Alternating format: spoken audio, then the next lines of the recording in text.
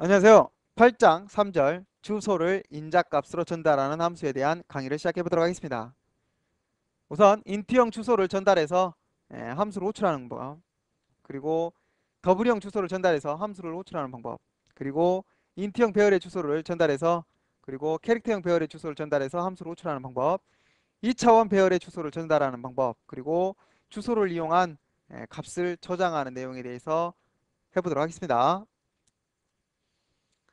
자, 인트형 주소를 전달하는 함수, 간단하게 이런 함수들은 언제 만들어지냐. 자, 메인 함수가 있고, 메인 함수에 인트형 어때요? n이라는 변수가 이렇게 있고 값이 10으로 초기화되어 있다고 합시다. 자, 그렇다면 만약 이 함수에 이 n의 주소를 넘겨야 되는 경우, 이렇게 누구?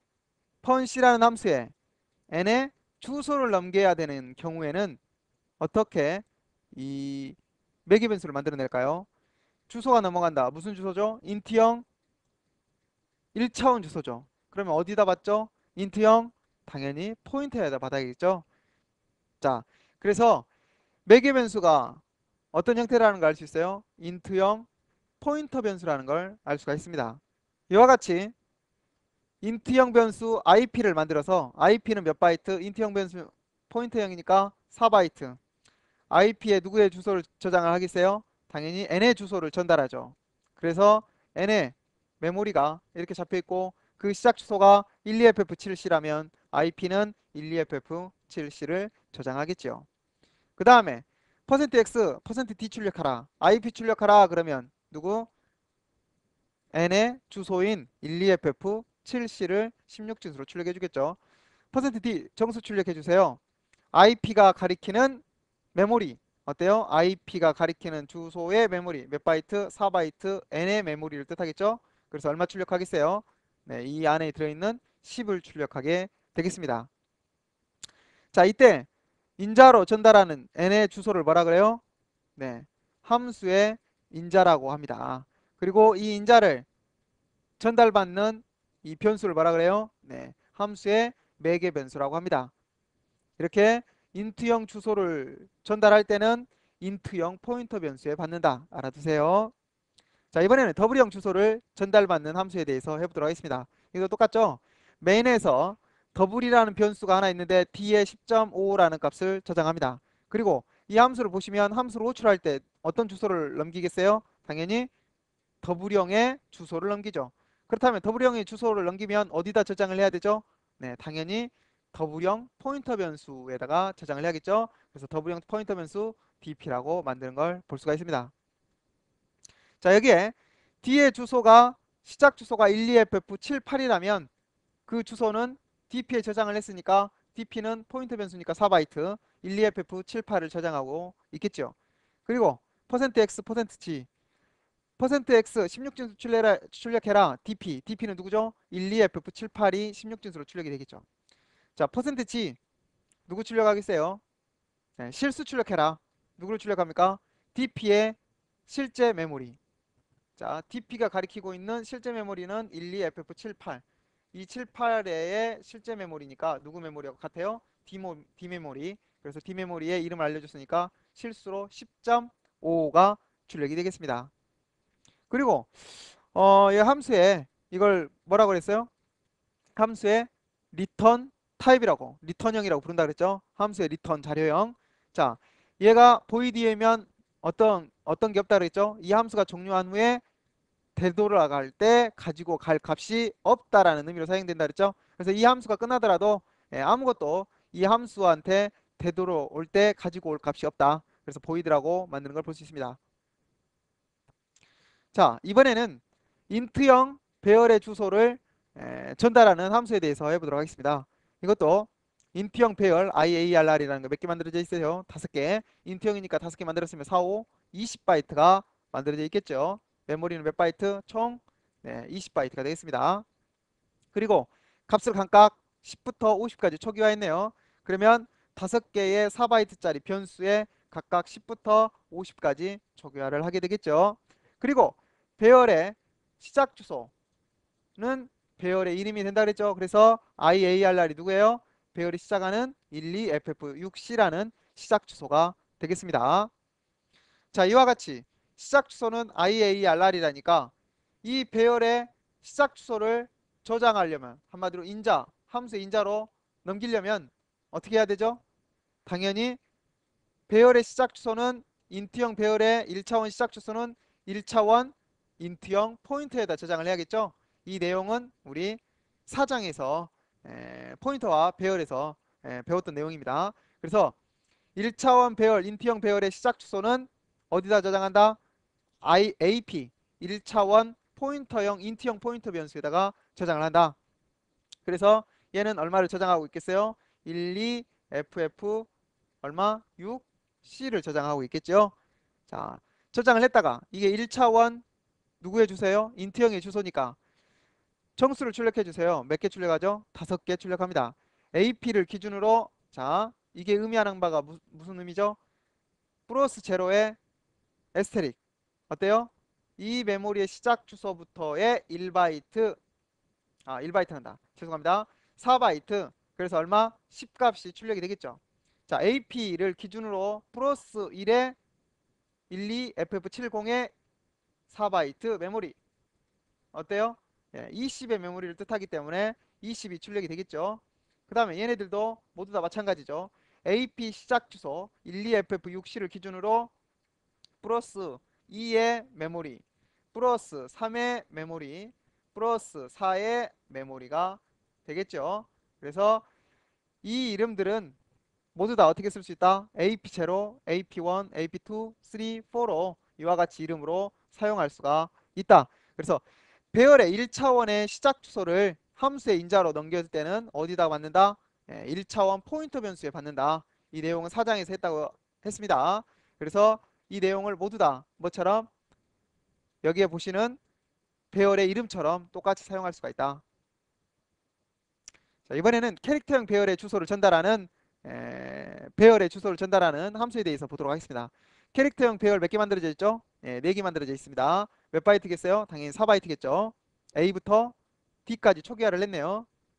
4바이트 메모리에 1바이트 A, 2바이트에 B, 3바이트에 C, 4바이트에 D를 저장하고 있겠네요. 됐습니까? 이거의 시작 주소는 배열의 이름인 CARR 캐릭터형 1차원 주소가 되겠죠. 12FF7C가 되겠습니다. 그래서 이 시작 주소를 인자로 전달하기 위해서는 어디다 받는다고 했었어요? 네, 캐릭터형 포인터 변수에다가 받는다고 했습니다. 자, 여기 보시면 캐릭터형 포인터 변수는 이와 같이 만드는데 여기 보니까 배열 표시가 되어 있네요. 이건 배열이 아니라 실질적으로 이 표현은 누구하고 같냐? 캐릭터형 포인터인 AP 이와 같이 쓰는 것과 똑같습니다. 그래서 함수에 매개 변수로서 사용하는 이 연산자, 대괄호 연산자는 이게 배열을 뜻하는 게 아니라 무엇을 뜻한다? 네, 무엇을 뜻한다?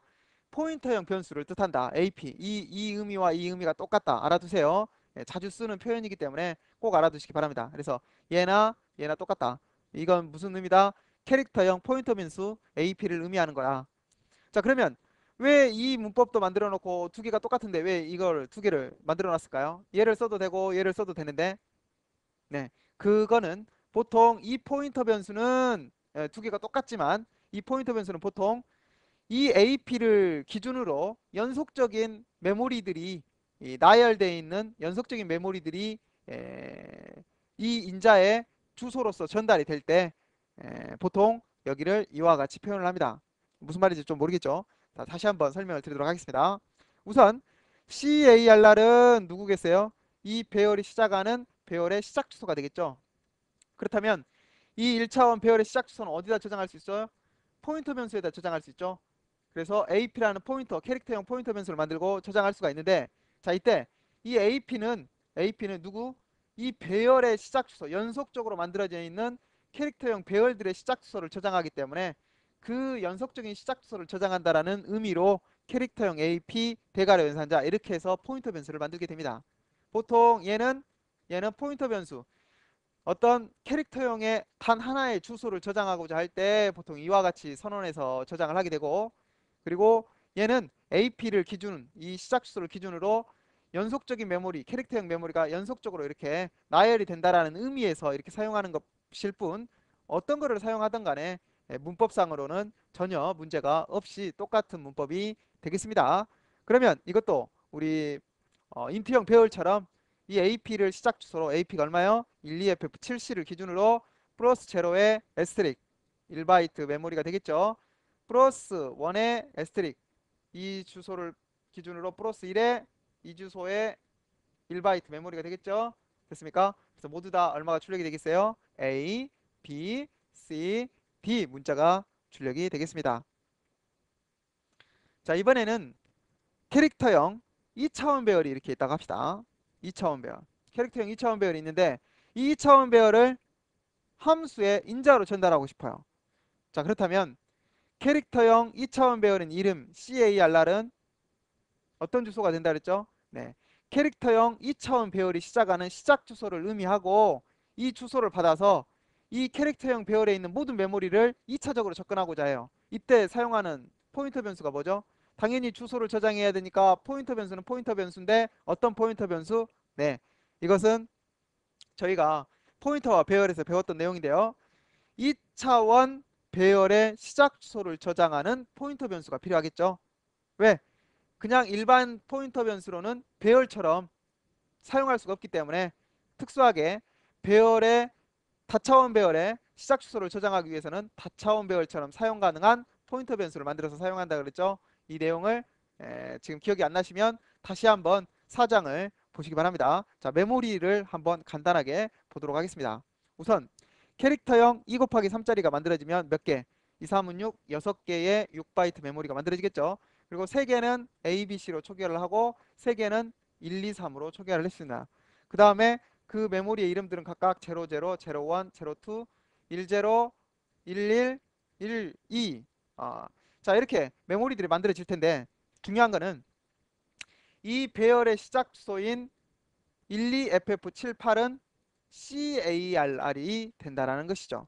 그리고 이 CARR을 저장해서 이 포인터 변수로 어떻게 이 배열의 이름들을 모두 다 2차원 배열처럼 접근하기 위해서 이와 같이 접근하기 위해서는 이 AP라는 포인터 변수가 어떤 포인터 변수여야 된다고요?